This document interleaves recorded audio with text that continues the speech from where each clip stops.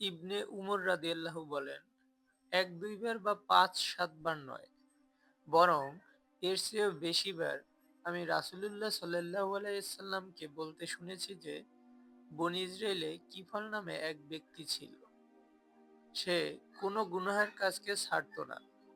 একবার এক মহিলা অভাবে পড়ে তার কাছে আসলো। সে ব্যভিচারের শর্তে তাকে ৬০ দিনার স্বর্ণমুদ্রা দেয়।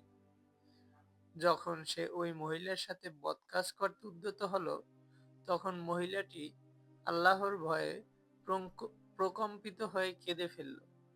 লোকটি বলল, কাঁদছো কেন? আমি কি তোমাকে জবরদস্তি করেছি? মহিলাটি বলল, না, আমি এ গুনাহের কাজ কখনো করিনি। আজ কেবল অভাবের তাড়নায় পড়ে এতে বাধ্য হচ্ছি। লোকটি বলল, অভাবের তাড়নায় পড়েই তুমি এসেছো? অথচ অথচ কখনো তা করনি। যাও, তোমাকে ছেড়ে দিলাম। দিনারগুলো তোমারই। সে আরো বলল, আল্লাহর কসম, এরপর আর কখনো আমি আল্লাহর নাফরমানি করব না। পরে এ রাতেই কিফল মারা যায়। সকালে তার ঘরের দরজায় লেখা ছিল, আল্লাহ তাআলা কিফলকে মাফ করে দিয়েছেন।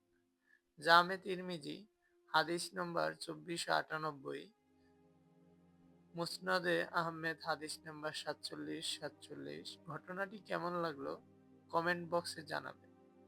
ঘটনাটি ভালো লাগলে শেয়ার করে দিন। এরকম আরো ঘটনা পেতে চ্যানেলটি সাবস্ক্রাইব করে রাখুন। আল্লাহ সবাইকে সুস্থ রাখুক। আল্লাহ হাফেজ।